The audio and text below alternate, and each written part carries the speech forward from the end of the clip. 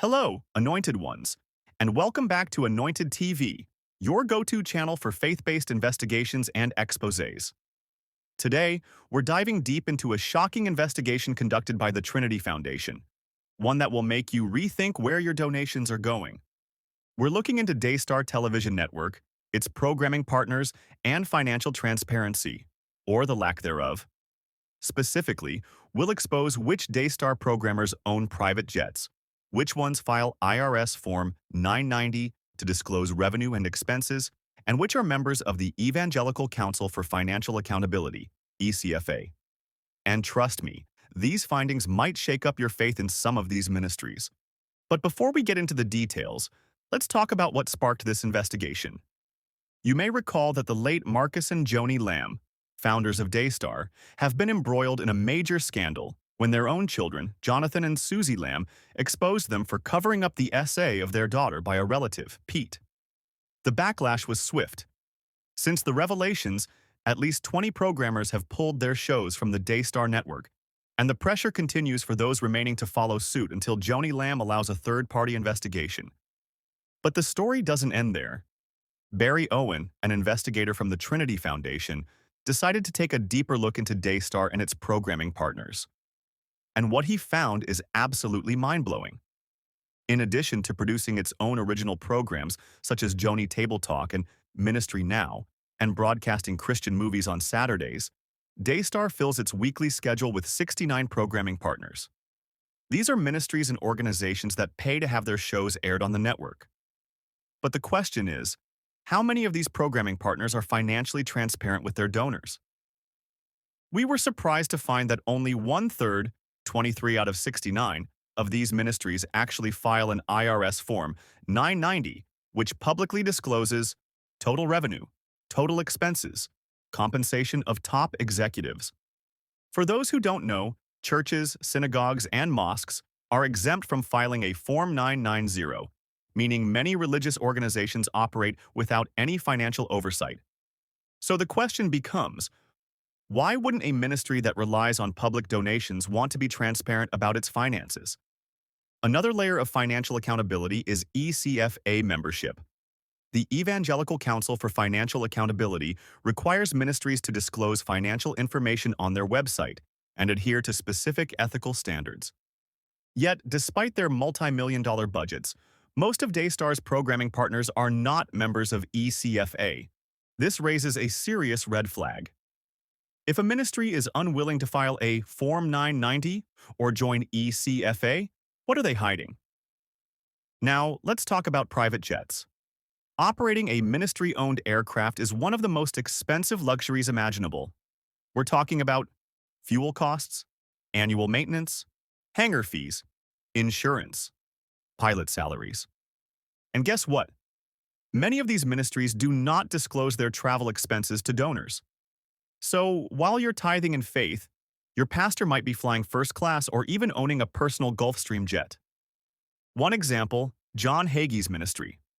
While he's known for his fiery sermons, did you know his ministry owns 4,300 acres, 6.7 square miles, of land in Kinney County, Texas? That's a lot of real estate that doesn't seem to serve a clear ministry purpose. Let us now look at the breakdown of notable ministries and their financial transparency record as shared by Barry Owen of Trinity Foundation.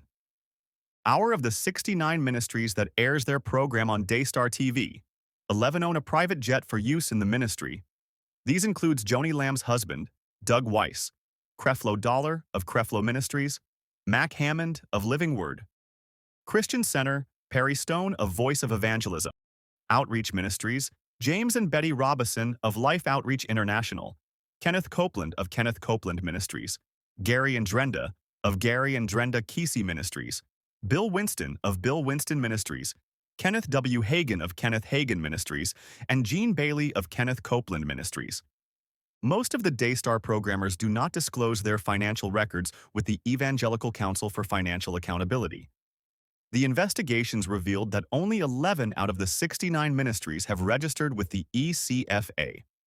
Also, only one-third, 23, of Daystar's programming partners provide a Form 990, which was more than we expected.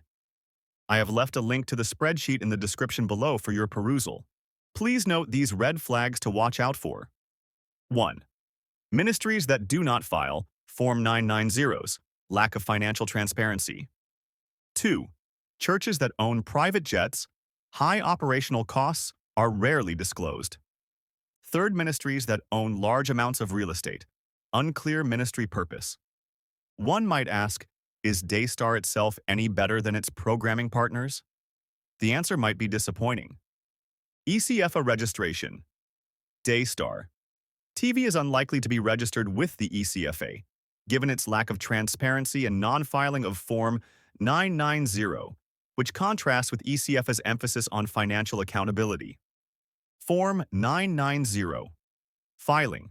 Daystar does not file a Form 990 because it is classified as a church, an exemption it legally claims.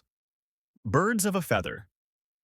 The low rate of Form 990 filings among Daystar's programming partners, only 1/3 file, does support the idea of birds of a feather flock together. Daystar and many of its partners appear to operate under similar exemptions, possibly as churches, and share a broader industry culture of limited financial transparency. While this isn't definitive proof of collusion or wrongdoing, it aligns with patterns of behavior in the televangelism sector, where lack of disclosure can enable questionable financial practices, as Bowen's investigation suggests. So what does all of this mean for you, the faithful donor? If you're giving to a ministry, you deserve financial transparency.